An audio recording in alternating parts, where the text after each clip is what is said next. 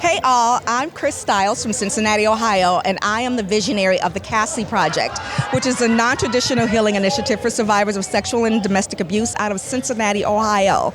I was so honored to receive the invitation to come out to Sacramento to have an opportunity to march with everyone in California and from other states in an effort to get healing for all of these victims of power-based personal violence. So my contribution to you all is an opportunity to hear from some of the event goers here at the CSSJ 9th annual event, and I look forward to seeing you at one next year.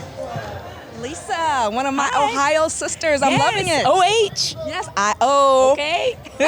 Is this your first CSSJ event? This is my very first event. I'm so excited to be here. It's great to see the love and support that everyone is providing for each other. I'm excited for new advocacy work in Ohio, and I look forward for Ohio to host an event that's as great and as glamorous as this one. Yeah, so what has been your favorite part thus far?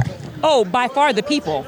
The energy, the love, the support, just the vibe that everybody is putting out, it's fantastic. And tonight, all the glamorous people showing up and all of their finery and all of their sparkle, it's fantastic to see all of us melanated folks popping tonight. Perfect. Oh, I love that. I love the way you said that, too. All right, so tonight there's going to be dinner and they're dancing, but tomorrow we're going to talk to the legislators. Absolutely. If you could say something, what would you say? Oh, it's time to listen.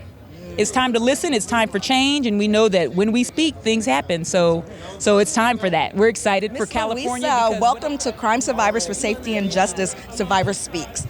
This is your first time here, right? Yes, it is. My first time. How are you feeling about the event, being here with everyone else who's been affected by violence? You know what?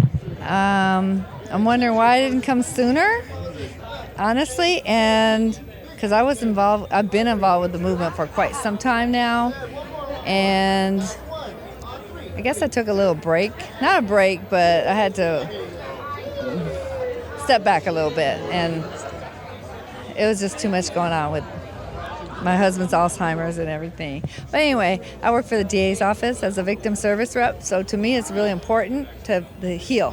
Yeah. So my healing, when my son was murdered back in 2000, I was gone. I tried to kill myself. I was out of it. So I know pain, that kind of pain is the worst pain, to lose a child. And it's hard to put it in words all the time because people don't want to hear all that negativity. It's like hurtful. Well, your story matters, and I'm so glad that you're here to share now. Tomorrow we'll be talking to legislators. If there's something that you could say to them, what would you want to say? I think the root of crime is to end poverty. So let's figure out how to end poverty, and then we can figure out how to end crime. I like that. That's really good, Miss Louisa. Simple. Well, I'm glad you're here, and hopefully you've enjoyed yourself this weekend. I did. All right. I am enjoying myself. Thank you. The capital of sunny California, all the way from Chicago. Chi-town. Yes, Chi-town. Hello, everyone. Yolanda, you look amazing, and your patches, all that. Oh, thank you, honey. It was amazing to be able to, for a long time I thought I was just so ugly because of the situation that happened to me. I lost my left eye due to domestic violence, a fatal domestic violence assault.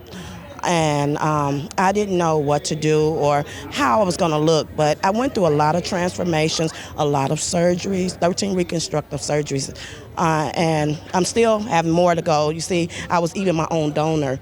They had to get the tissues and the muscles out to reconstruct my face. Wow. But to God be the glory, I am here. I have a metal plate in my skull, but I still thank God, no matter what I go through, I still have motivation in my heart to help other victims and survivors to get to another level, to let them know that they are not alone and they do have options and they can get out of a situation. Instead of being a victim, they can be a survivor and also a thriver. Yes, and you are a true living testament, girl. You look good. Thank you. You look good. Thank So you. tomorrow, we're doing the march and we're talking to legislators all the way from Chicago. If you could say something to the legislators here in California, what would it be?